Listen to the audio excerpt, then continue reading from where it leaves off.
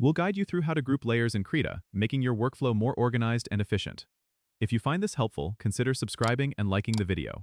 First, open Krita and make sure you have your project loaded with multiple layers. Look over at the layer docker, usually found on the right side of the screen. You should see the list of all your layers there.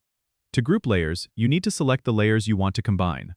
Hold down the CTRL key on your keyboard and click each layer you want to include in the group. Once you've selected the layers, right-click on any of the highlighted layers to bring up a context menu.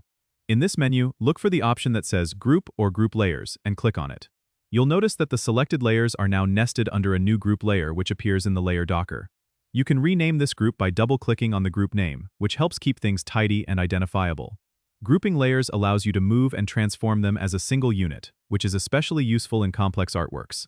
If you need to ungroup the layers later, just right-click the group and select Ungroup or use the shortcut CTRL plus Shift plus G. Remember, you can also create a new group from scratch by clicking the Add New Group button at the bottom of the layer docker, then drag and drop layers into it. This can be a handy way to start organizing from the get-go.